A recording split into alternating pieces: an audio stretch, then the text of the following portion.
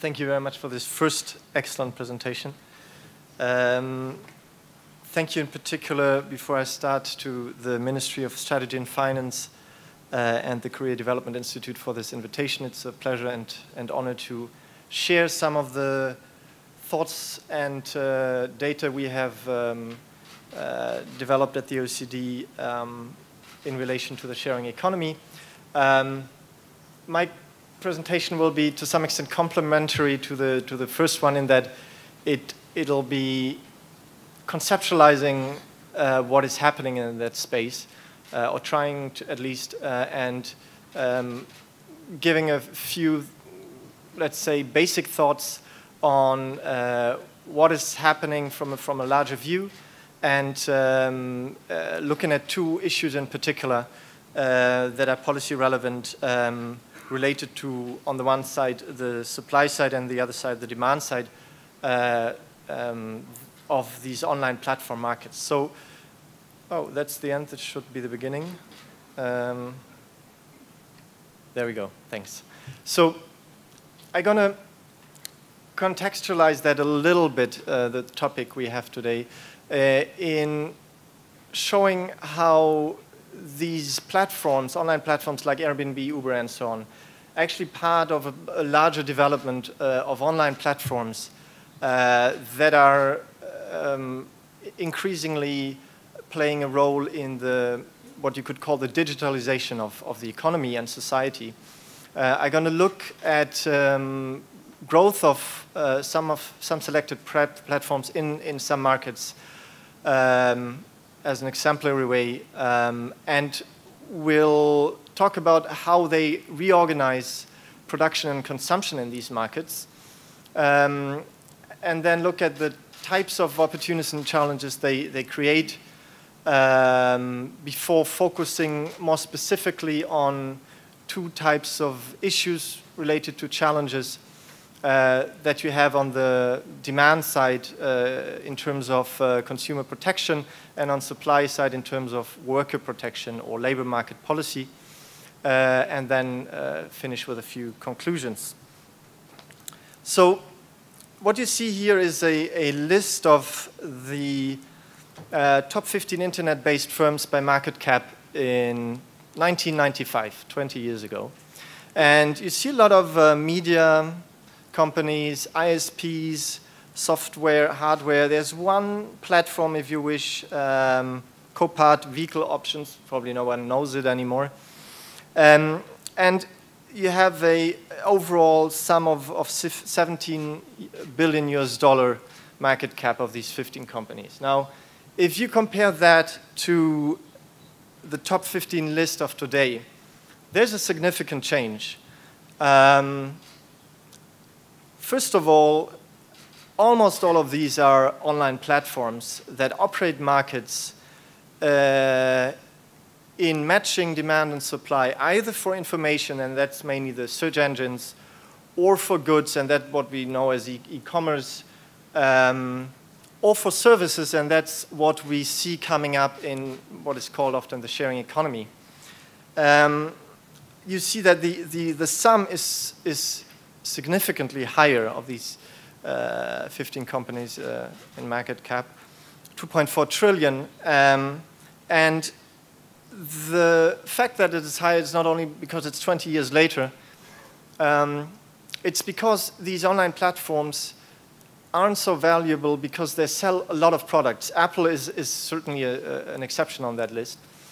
But because they enable people to sell and buy services, goods, information from each other. And so they don't grow much as firms used to do by creating scale and selling more cheaper, but they grow by growing markets that actually are online rather than offline. I put in Airbnb and Uber here, although I know they're not publicly listed yet, but just to give you, to situate them in terms of their estimated value in this top 15 list, and you see they show up already, and they are expected to rise up, and there'll be probably more. I replaced, for your information, Twitter and LinkedIn which were the two last on that list, online platforms as well. So I'll be back in a second.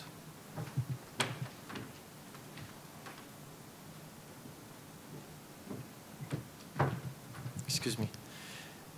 A few words about the term sharing economy, which is somewhat confusing in that if you look at the activities in the space often called the sharing economy, almost everything are commercial transactions by online platforms that run for profit, by people that do the activities to earn income.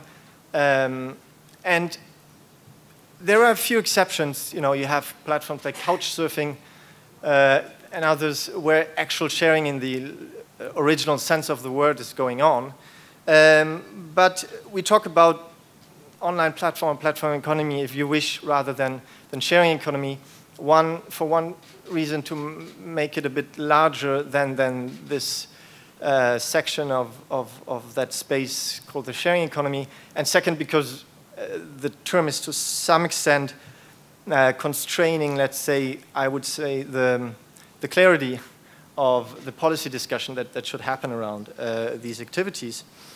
To put this a bit in context, the way we see is that you had with Web 2.0 a first wave in which the internet evolved as a platform on which information, user-created content in particular, started to be shared between peers, in which you had the crowd, so-called crowd, emerging as a diverse and infinite source of inputs, be it information, ideas, money, skills that can be sourced over the internet.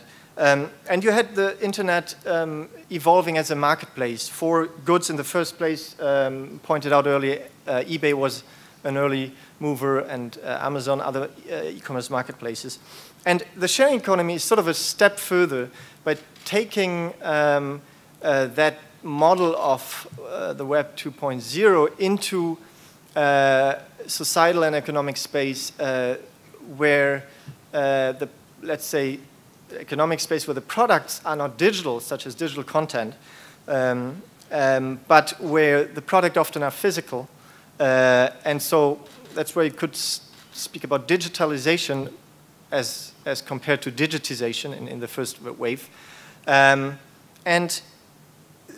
these online platforms, including the sharing economy, reorganize the way market function. And some of the major effects they have is they put more information into the market, which is usually a constraint to have enough information for all the participants of a market. They cut transaction costs in the market. They enable more fluidity in the market, which, for example, shows in the emergence of these short-term rental markets. I'll say a bit more about that later. And they enable individuals to provide services which used to be provided by firms. I'm also going to talk more about that.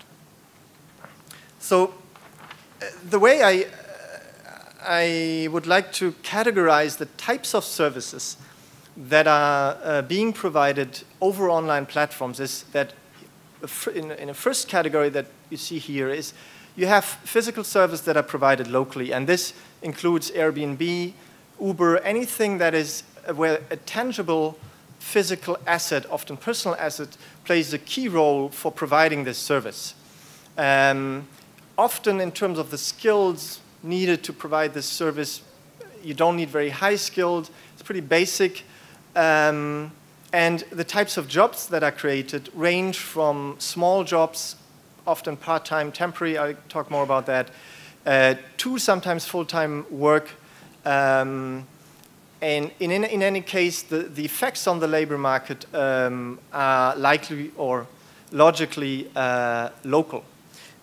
Compared to that, you have a range of activities that sometimes or often are also included in the sharing economy. We're going to talk about crowd funding, which would fall into that category rather as well, where basically you have service provision of digital services that are provided and transacted, including the actual product, online. And that is happening on a potentially global basis. Let's say one of the key assets that is needed to provide these services online, rather than being a physical asset, is rather intangible, often skills. And the range of skills applied in these activities, in these services provided online, they go from very low to very high. So you have platforms like Mechanical Turk, Amazon, where you have people entering data, just what machines cannot yet do, very low skill, to business consulting, legal services, very high-skilled services provided all online, including the financial services. And the types of jobs we see created here are usually project-based, temporary, or let's say not permanent at least, jobs, and it rather tends to go to the micro task. And so the possibility to provide service online increases the likelihood to cut the size of the unit of provision. The on-demand character of the service sourcing and also provision is actually stronger in the online service provision than in the local physical service provision, although present as well in the former. And the effects on labor markets are local, but more likely, and in addition to that, and more importantly, global, and thus actually even more complex to address.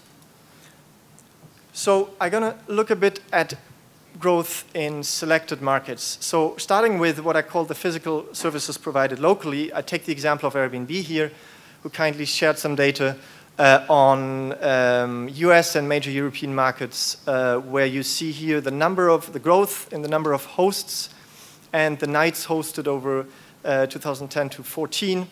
There's a pretty obvious curve reflecting what we hear about the explosive growth of this platform.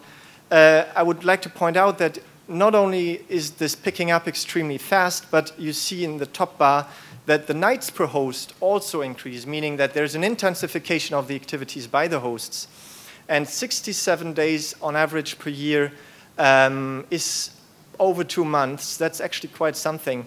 The distribution is probably quite skewed, because if you take the median, you get 37 days per host rented out per year. So in other words, half of this number of hosts in 2014, around 120 to 30,000 in these markets, have rented either their room or their apartment more than 1 month in that year, which doesn't make them necessarily a professional, but which creates significant income, which you can see here if you look at the average annual income these hosts have, typical hosts have in the concerned markets, ranging from around $2,000 to almost $6,000 in the US, which is in the order of magnitude of a monthly salary.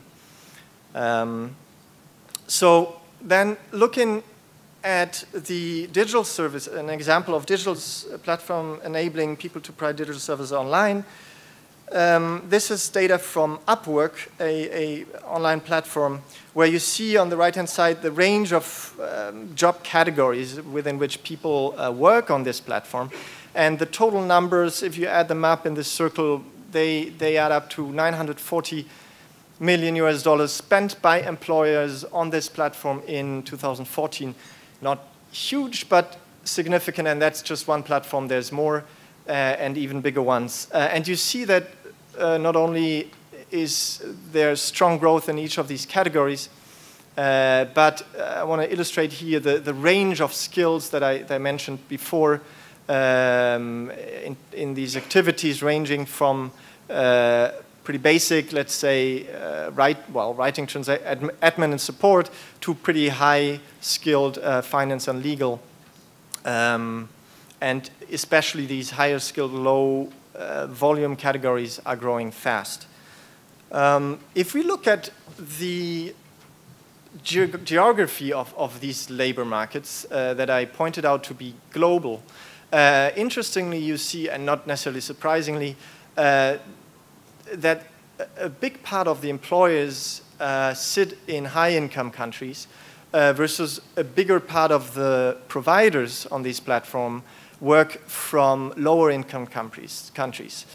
This is not exclusively the case if you look at the first in the line US and also the last Canada, which are both countries with a strong representation of employers and providers. So there is a tendency that employers use these platforms to source skills that might be scarce or expensive in local labor markets, and on the other hand, providers that exploit skills better than they could maybe in the local labor markets. But there's also the possibility for domestic markets to actually move online. And that's what's happening, I think, also again, not surprisingly, in the US, where you have, in general, I guess, the most advanced states of these and similar kinds of activities. So let me just speak a bit conceptually about how we see that these platforms in a variety of markets reorganize the way people produce and consume services, in this case mainly. So the traditional model illustrated here is you have firms that sell products to consumers. The role of the firm, as Coase, the economist, put it in the mid-20th century, is to cut transaction costs, or he calls it the raison d'être of the firm. This is something that online platforms are doing crucially. And if you look at how markets work if they are operated by online platforms, they are cutting the cost to the point that individuals become competitive and can provide services to buyers, often peers, that used to be provided by firms. And that has implications for policy. That's why I'm pointing this out separately. So the firm, to some extent, is not necessary anymore, if you wish, from an economic point of view, depending on, to keep it short, the complexity of the product in question, because firms are stronger than individuals, for example, in answering complex questions and producing complex products, or products that need scale or profit from scale, in particular in the production, which will be very difficult to be replicated by individuals. But there are a number of products and services that, in particular services that individuals can provide. That's what we see, what is happening in the sharing economy. So if you look at these platform markets a little more in detail, we have a lot of peer-to-peer transactions, but it's not restrained to that, and there's no reason why it should be. It is happening because a lot of these individuals are not considered professionals, and thus to who they sell are rather peers than consumers in the traditional sense. But it can be a professional individual selling a service to a consumer in this over platform. There's no reason why this should not happen, and that happens. On eBay, for example, you have today around 30% of small businesses, professionals, actually selling to consumers. It started as a peer-to-peer, pure peer-to-peer marketplace, and these are either professional individuals or actually firms selling to then consumers, which on the other end could also be firms. So it could be peer-to-peer, B2C or B2B. Any of these types of transactions could happen over and are happening over online platforms. So what are the opportunities and the challenges that arise with these developments? I categorize them here, some selected ones, in three areas. The demand and the supply side in provider and consumer, and the market more generally. Obviously, since these markets are online, there's a huge reach for both the seller and also the consumer in extending geography, simply speaking. These markets are very efficient in the way they enable transactions between buyers and sellers. And they are not only themselves innovative, they also enable innovation. all of these certainly are opportunities, but you have challenges. We have seen mentioned before, trust is a key challenge or condition, if you wish. It can be a challenge in terms of how can you maintain trust, for example, from a consumer protection angle in these peer-to-peer markets. These platform markets, they tend to disrupt existing traditional markets by being so effective and by cutting the transaction costs, as I illustrated. And that's obviously a challenge for competition. I would argue that the instance of new entrants in markets is one competition challenge. There are certainly other competition challenges coming up with these platforms, more related to the fact that they exploit strong network effects and have a tendency to become monopolies, in theory at least. So the competition will be a multi-faceted topic, I think. I'm going to talk more about the providing consumer challenges with relation to policy in a minute. So just want to point out here that what is listed here, all of these can be either opportunities or challenges. It really depends on the policy framework and on how they are considered in specific cases, and they will differ also from one market to the other. So looking at consumer protection issues, if you look at the relationships that are emerging in these platform markets, the traditional ways to protect consumers is not clear to be working as it used to be working for a B2C scenario, businesses selling to consumers. Here you have a lot of peer-to-peers, and so do these laws, consumer laws, apply? It is not exactly clear, neither for the relationship between the seller and the buyer, nor between the platform and the consumer. It really has to be looked at in detail. And what we see in addition to the traditional consumer protection tools, if you wish, there's new tools and implicit regulation or informal regulations in terms of social norms and implicit regulation in terms of use, and additional protection mechanism, for example, ratings and reviews. Some platforms also putting in insurance that are sort of on top of what traditional regulation would envision. And so really the question is, to what extent are existing laws applicable?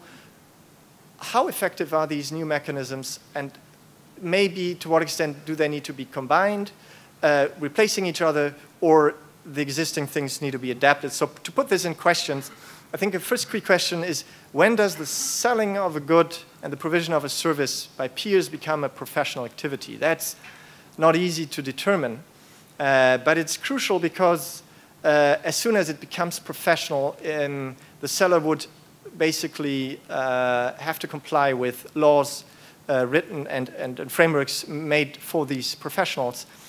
And it's not clear whether as an individual it would maybe kill their activity, because these frameworks have been made for firms, different types of entities with different sets of resources to deal with regulation. Is also a question to what extent these platforms have a responsibility and role in helping or providing consumer protection in these peer-to-peer markets. They certainly have a lot of possibilities. It is often not clear what makes most sense. When should they step in? And that will depend very much on what mechanisms are most effective to build trust on the one hand and to protect consumers on the other hand in these markets. And it has to be looked at, I think, with a fresh eye. Again, it's not about protecting existing interests and business and market configurations, nor about destroying them by new models, but it's about finding ways of combining the two and having frameworks that enable both. So the question, do existing policy and regulatory frameworks need to be adapted to providing effective consumer protection in combination with the other questions, has to be looked at in depth. If we look at it from the worker side, what we see is a lot of creation of opportunity of work for individuals. most of that work, as pointed out before, is either part-time permanent or temporary, or full-time temporary, and in most cases, it's self-employed individuals. Now, here is some data from Uber in the US, where you see that if you compare Uber drivers in the US to traditional taxi and chauffeur drivers, most of them work around half the time of their peers, if you wish, in that sector. So it's mainly part-time. And if we look at the developments of labor markets in OECD countries, and there's a variation, but part-time work, self-employment has been on the rise and is representing a big share already in some of these labor markets. Here you see the combination of part-time temporary, full-time temporary, part-time permanent, and self-employed in OECD countries where we get data. And it's pretty significant. Korea is around 30% of the workforce being in non-standard work situations in a combination of these different ones. And it really calls strongly for reviewing existing labor market institutions and policies and regulations with respect to that fact, and that fact is actually strengthened by the development of this picture, which is between 2007 and 2013, you had in OECD countries on average almost 1% increase in these types of jobs versus an almost 3% destruction of permanent or standard employment forms. So that's not only a fact, it's also a tendency that is increasing. And so you have similarly key questions with respect to the workers in these non-standard work forms. When do they become a professional? What is his or her status as a worker? This differs enormously from country to country, which all have different labor laws and institutions. But there is comparably across the board the tendency that non-standard work usually, or non-standard workers are worse off in terms of social security, health and pension insurance, benefits, among others, which are usually tied to permanent jobs and not to the individual. So the labor market frameworks are usually thought for a maximum share of permanent employment, and the benefits and systems, insurance systems around work are designed accordingly. So the question really again, do policy and regulatory frameworks need to be reviewed? I think in most countries, yes. And well, you could pose the question also generally, is it desirable to increase this share, this type of work from a welfare perspective and from an economic perspective? If you look at it from the current situation, it probably is not desirable because you see there is a likelihood of earning less. Non-standard workers are in these countries where we have the data likely to have a lower salary. There is a likelihood for these workers to, or let's say, they are less likely to receive employer-sponsored training, and they're more likely to transition into unemployment. So, but this is due to the current frameworks in place. So it is a question, obviously, to answer, do you want to support this type of work more? I think from what we see through the rise of these platforms, people value the flexibility it gives them to work, value the types of activities they can do and combine, but the frameworks are not necessarily conducive for them to do so. So to conclude, first, I think it's very important in the policy discussion to clarify certain concepts, and I've tried to do a little bit of that today in terminology, to be exact in what you talk about. And maybe the sharing economies, can be misleading, I think, sometimes in the notion it suggests. I think it's important to focus on cross-cutting policy issues. So while the sharing economy occurs in different sectors and naturally in many countries, policymakers have focused on the sectors, accommodation, mobility, transport, and so on. It is very important to focus on cross-cutting issues. So I focused on two today, which were the consumer-related issues and the work-related issues, but there is competition, there's taxation, there's privacy, and there are probably other issues that actually are relevant for these sharing economy activities in all sectors. There needs to be better evidence, for sure, in order to make evidence-based policies. We are struggling with getting good data. We're working with companies who are starting to open up, but that cannot be all. Governments have to start measuring better and more appropriately what is happening in that space to actually have a solid basis to evaluate the opportunities and challenges that I mentioned and others, which, as I pointed out, can be both an opportunity or challenges, but it has to be evaluated solidly and based on better data, and accordingly review policy frameworks to make an appropriate to create an appropriate fields for these new activities to flourish and for old, or let's say existing activities to continue to exist, to especially innovate their own business models, to be competitive with these new entrants, and to in generally enable innovation that we see disrupting and shaking up these markets, and that should be, at the end, beneficial for the consumer and for welfare in general. I'll leave it to that. Thank you very much.